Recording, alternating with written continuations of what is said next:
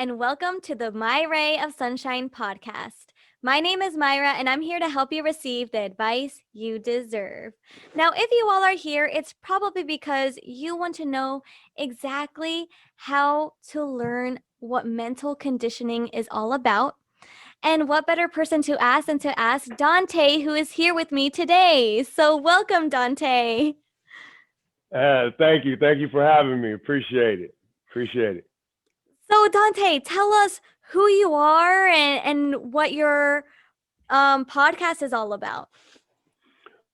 Well, my name is Dontay Harris. I'm from Tacoma, Washington. Uh, we're about 45 minutes south of Seattle. Uh, I love basketball. I'm a basketball junkie. I grew up playing. Played. I played through high school. Played in college. Played some overseas. Played Wow. semi-pro in the area. Um, as you get older, basketball is a young man's sport, and the injuries started to pile up. So I went into coaching by Okay. default of my sons. Yeah, by default of my sons. You know what I mean? You love playing with your boys, and pretty soon Mm-hmm. you're teaching them, and then pretty soon you're teaching their friends, and voila, we have a team. So that's Yeah. kind of how I got into coaching. And as I got into it and I started falling in love with that, kind of like how I fell in love with the game. It was just on another aspect. Mm-hmm. And so that's basically what I am and what I'm doing when it comes to that. As far as a little more about my background, I come from Tacoma, like I said. Uh, I had a rough upbringing. I was a ward of the state for most of my young adulthood. I mean, my young childhood. Mm-hmm. Um, I ended up being in a great situation as I became older in my teenage years. Around 15, I got more of a balance, which helped shift my life and change my life at that point. Um, so at that point, I just started trying to figure out how to overcome things and start being more reactive instead of reacting. So I Mm-hmm. would like I would wait for something to happen to me, and then I would respond in a way and try to and instead of making something happen and going forward with things. And I was trying to learn that, and I just started telling myself, stop listening to everybody else. Yeah. I spent a lot of time in foster care, so I would spend a lot of time alone, and then I would just think the negative things that everybody told me. So I would act negative. I wasn't in a positive mood most of the time. I was in emotional pain, so then that pain would turn into anger. I would lash out. Um, I fell into what most people you see on the outside. You just see a bad kid. You Mm-hmm. know, That's what I'm not saying. That's what you see, but that's what some people see. That's just a Right. bad kid. That kid that was at the boys club and got into that fight. That's just a bad kid. What's wrong with I mean? He's a bad kid. For me, now looking at it, I just look at that and like I didn't know, and I didn't really see it being bad as it was the atmosphere that I was in. Mm-hmm. Um, so as an adult, I look at that, and so I just flat out talk to the kids a little more, and so I'm just somebody that's just trying to be a leader and a mentor to everybody while I'm trying to grow, because I really believe that man, living life is something where you got to give back to people, Yeah. and uh, for me, that's when I feel my best, when I'm trying to do my best, and then I want people around me trying to do their best. That atmosphere is positive, and that's the way I like to live my life. So I'm just a dude from Tacoma, just went through some bad times until I got to adult, made it through it. I feel good about life, and I'm just trying to live it to the Yes. fullest, really, to the fullest. Yes. I love that. I love that you took like a rough childhood and just kind of didn't let it keep you from getting to where you are now. And not only stopping there, but like continuing to do, to go above and beyond for the people to coach boys basketball and all that. Like it's a huge responsibility. And to do that, you have to have also the knowledge, you have to be the right person to teach them those skills. Hmm. So, I mean, it clearly paid off. And sometimes the past can really make you reevaluate yourself in a good way and make you step out of that for the better and Hmm. grow like 1,000 times to be like a much better person in a much better place and situation. So I'm really happy that that's, could be a story. And like you said, no one really knew who you were on the inside. Like they're only going to judge you on your actions. And as a little boy who is just going through a rough time, um that's that's all other people would see as like a bad kid. But like there's so much more. There's always so much more to a person, and we only see the surface. And I love that you were able to really blossom from that and to be where you are right now. So I'm so happy for you. I'm really glad that you have made so much progress and continue to push yourself to keep going. Yeah, and the thing is, I believe, you know what I'm saying, growth it was all part of it. I think it all happened, everything in my past, I love it because it happened for a reason. It made me the person that I am today. It made Mhm. me what I consider to be a good father, a good husband. I've been with my wife since I was 16 years old. You know, I got married at Wow. 25. You know, all my kids are doing fine. I just came home, and my son's home for Thanksgiving from college. So I walked in the door and seen him. So that was a good. It wasn't a surprise. It was just good to see him. You don't realize how much you're gonna miss their little big heads until you until they're gone for a couple months. And then you're like, oh, that's my boy. You know. Yeah. So that was good to see, man. And so I mean, my biggest thing is family. You know, everybody Mhm. talks about everybody. I hear people say they keep their circle small or whatever. I don't have a circle. I have my family, Mhm. and then that basically that's all that really I truly I focus on. So I try to be better for them, and then Mhm. teach them a way. And that's because I didn't really have that balance and that guidance, so I try to live it. You know, Yeah. I try to live it. Yeah, living it to the fullest. I mean, it's crazy, but sometimes like the people that have had the roughest past, like, Mhm. they're literally in a completely different place now, doing better things, bettering themselves, like me being one of them. And it's like you really can't let your past define your future, and that's always what I've gone by. And Mhm. it's like you have to be living proof for what is possible, and have that hope that like things are going to get better and it can only go up from here. So literally there's no way of reverting back to the past or anything like that. Like all we can do is move forward, and that's just how we live life. Yes, indeed. Yes, Y- indeed. yes.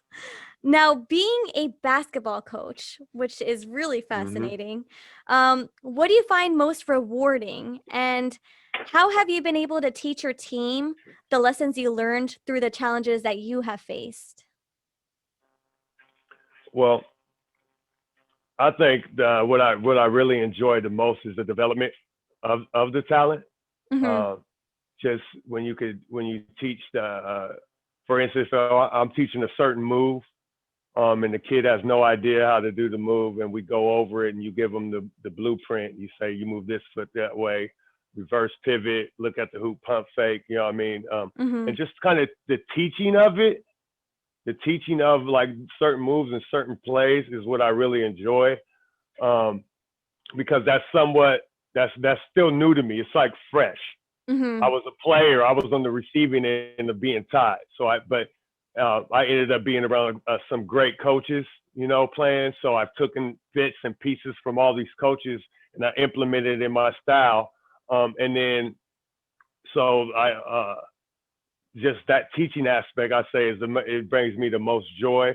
And then Mm-hmm. watching them learn it and be able to implement it in the game, it's beautiful. The whole process of it, I just enjoy that. Um, Yeah. Yeah, and yeah, I miss it right now. The COVID is killing me. Oh, I can't be with my yeah. squad. Yeah, I haven't seen my boys. I did a we had a video virtual training yesterday, so I got to see some of them. But yeah, it's been a minute in person in the gym. We haven't had that opportunity, so Yeah. we're chomping at the bits to see the guys. But that's where we're at with that. And excuse me, so what the second part of your question? Can you rephrase that again? Um, how have you been able to teach your team the lessons you learned through the challenges you faced? Oh, I think the first thing that I did is first thing that I did is what most guys that love playing the game do when they become coaches. I rolled the ball out there and I challenged them to play me. Oh, wow. Right, right off bat, right off bat. And Okay. then yeah, and the whole aspect is this: you take everything away, and now if you can get somebody to focus Mhm. on one thing. So my thing is I try to get them to focus on the 94 feet, the hardwood. So we got the ball, the two hoops. It's me and you. Focus there. Not thinking about your girlfriend. Not thinking about math class. You're not thinking about what mom's cooking. You're thinking Mhm. about basketball. Yeah. Um, and once you get them in that aspect, then you can begin to teach. And then I could teach you by doing the move on you. You Yeah. know, if I tell you how to rebound, I tell you, and that way they get receptive because you get respect because they know you can play the game. Mhm. So you start there. Oh, well, that's where I started because I felt like that was my advantage. I played overseas. You know, I'm 6'9". I'm a tall guy. I'm bigger than any of them guys on the court. Most, you know, what I mean. So Yeah. yeah, and then I've played at a level, and I played at a high level, and they know it, and they kind of want to see too. And those Mhm. usually are the kids that I enjoy the most, and they're the kids that get better faster because Mhm. they accept the challenge.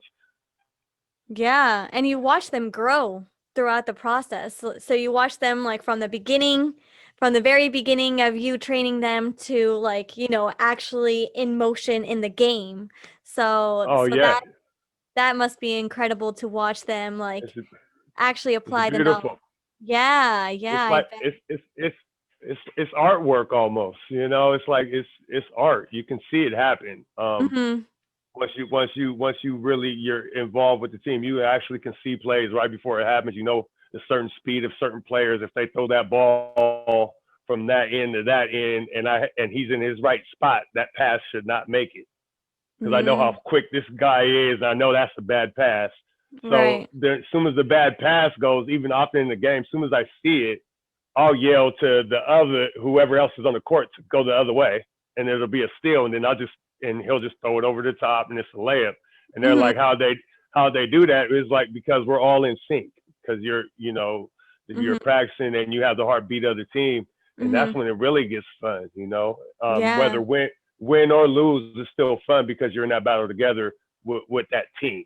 If Mhm. you get, what I'm saying, so I don't know. I just love the game. I love being around it, and then like being able to coach it now has Mhm. just made me blossom into something else. Made Mhm. me study the game more. So and growth is fun for me. I love it. I've always Yeah. got to try to be the best at something. Mhm. You know, so yeah, Exactly. I enjoy that. Yeah, Yeah, I'm sure that they're lucky to have you and to actually implement all the strategies that you've been able to teach them. And it's also nice seeing it from like a coach standpoint because like, from a player standpoint, there could be so many things happening since it's very, very yeah, fast paced. And like from an outsider's perspective, it's great to be able to see how it's paying off and how much your team can grow together in unity. yeah, definitely. Now, yeah. Now, what advice can you give others who want to understand what mental conditioning is? First off, I mean, you can research it pretty easily, okay? And there's different people that have their concept on it, but the basis of mental conditioning from the aspect of where I stand on it is like a mentally condition of oneself. So everything that you do, you kind of mentally condition yourself um, in a positive manner to achieve your goals. Mhm. Uh, so if you wanted to get into it, I would say, for instance, I could, for me, I have a routine. I wake up in the morning. I do things a certain way just to get my body going. Mhm. For me, I feel like I'm still waking up. I'm up and I'm moving, but the things that I'm putting in my 12 ounces of water. You know what I mean? Right. Um, everything that I'm putting in my system, I'm revving my body up and everything's going. I'm putting in sync. I'll light my candles. I'll have my incense going. I got the fireplace on, and it's 5 in the morning, and I'm just revving up my day. I start my exercise. I start telling myself I am great. I will win. I Mhm. won't back down. Everything's okay. And sometimes I'll turn on music, something that gets me motivated. And I create this mind state in my mind that everything's good. And you're Mhm. going to be able to handle whatever punches you in the face because life has a tendency of doing that. So when Yeah. that comes, it's not you don't react a certain way, and that comes with for me it comes with some maturity, and it comes from making mistakes. Mhm. You know, um, but mental conditioning, like there's a lot of people that can explain it way more in depth that are studying it that have been involved in it for like 15 years and there's books and things of that nature. But to mental condition yourself is key. Mhm. The longest conversation you're going to have is a conversation that you're going to have with yourself. Mhm. Yeah. You know, what I'm saying. So you have to listen to yourself and feel what you got to feel. And sometimes it takes. For me, I'm a natural introvert, so being by myself it rejuvenates me. I love it, but I also love being around people. I mean, that's why I'm a basketball coach. Mhm. So mentally conditioning yourself to do something positive. Affirmations work well. So Mhm. if you're trying to, it's just starting your day. I know I have a friend of mine that he goes to bed a certain way, and he tells himself, positive things. He wakes up, does affirmations, and Mhm. goes about his day. But he writes them down. So he writes down like 5 every morning. Oh, okay. Yeah. So there's that. I mean, music. Um, eh, Getting into what my daughter calls it a vibe. Because you gotta get in the vibe. you know. So Yeah. you get into a little vibe is all part of mental condition. Most people do it anyway.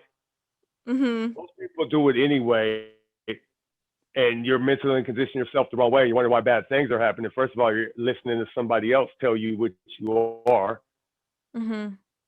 and then you're repeating it to yourself, and you're down talking yourself. Now, sometimes I'll say something to myself like, "Dontay, why you do that?" And I'm getting down on myself. I gotta catch it, Mhm. nip it in the bud. I gotta throw that out. I can't do that. I gotta keep going, telling myself, "Nah, you're all right. We're gonna make this happen. This is gonna happen."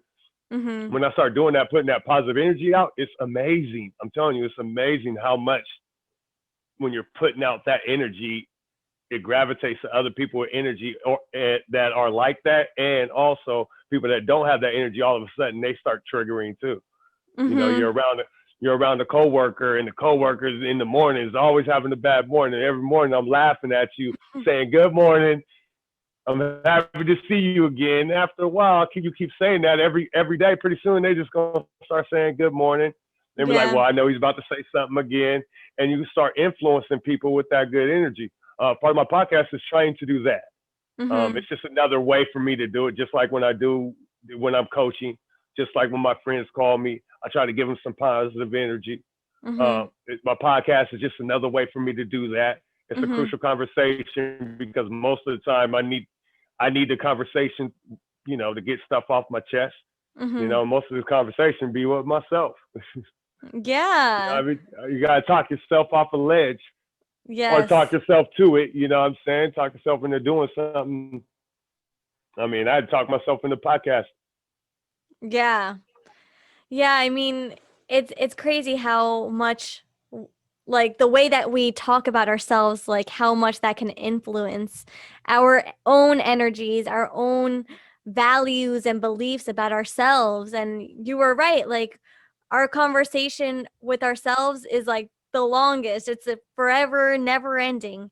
24/7 we're always having thoughts, and like if those thoughts are like, wow, I really suck at this, or wow, like I'm not good at this, or you know, even like with confidence, it's all about, it's all like connected and intertwined, and it really is so crazy how much like simply changing what you say and can Hmm. really affect how you feel, and then you'll start to feel like a lot better about yourself and about the day or about any challenges that come your way, because I mean life can get pretty hectic, but as long as like we have that good language and that positive energy and that willingness to keep pushing and try to get ourselves in a good mood early on in the day and maintain that throughout the day, like that's very impactful, because like you said,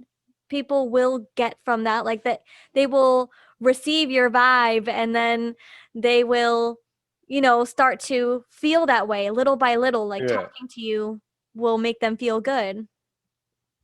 and you could, I mean, you could feel that without some. You could feel a vibe about somebody or feel the energy from somebody without them saying a word. Mhm. Yeah. You could walk into a room and feel tension, Mhm. or you walk in a room and it feels love. You can feel that, and that when people feel that, the fact that I find interesting, people don't go dig a little deeper into that. Like for Mhm. me, it makes me want to dig deeper into that. Like, how do you feel that way? No one said anything, but I knew something was wrong in this room when I walked into Right. it. And so I'm like, okay, then that itself is an energy. The energy in the room Mhm. is bad. Mhm. So why? So if you could feel that, why not have the energy in the room be better? Change the energy in the room when you walk in. Mhm. You know, and so that just makes me like, if that is something tangible, it's real. So if it's Right. real, then why can't we just force it upon it? Just like you can force bad things, you can force great things too. And so Yeah. so that's just, you got to push for that. So that's something that just made me, and that's how I got to the mental conditioning part, because I was intrigued by the fact of just being able to feel energy. Mhm. Um, with basketball, what most people loved about the way I played basketball, I played with energy. I was very energetic, and I learned how to do that. And I was like, and I thought everybody should play like that. And then when I start coaching, I realized everybody can't do that. And then I was Mm. like, okay, how do I teach how do I teach them to do that? Mhm. Okay, Right. so now I'm racking my brain, like, how do I teach these guys to get into that mode? Yeah, Like, how do I yeah. teach them to, like, how do come on, you got to go harder for that rebound. You got Right. dive on the floor. What are you doing? Like, why are you worried about what everybody else is saying? We want the ball. We want to win. Mhm. You and I, we both want to win. The ball was on the ground. You looked at it. I seen you look at it. We Yeah. both looked at it. Everybody on the court seen the ball. You Mhm. didn't dive. The other team dove. They got the ball. He gets a layup. But Mhm. we seen it. Why didn't you dive? Yeah. You was thinking. Yeah, yeah. You know what I mean? So that just, yeah, it drives me crazy. And then I start studying. That's when I got into mental conditioning and start looking at stuff. Like, okay, I Yeah. conditioned myself to do that. Mhm. Yeah. It had a lot. Yeah, it had something to do with my junior college coach. Uh, but he was a psychology major, so he played a lot of tricks. He was Mm. one of those guys. Yeah, Okay, yeah. So, okay. He was sneaky about it. So you didn't even know you were oh doing any yeah, mental conditioning until, you know, after you saw the facts. yeah. After it already happened to me, he did it to me, and then I realized he had did it, and was like, oh wow. I was Yeah. like, oh, hey, we got something here. I was like, because if I can figure that out, And it was just about taking anger and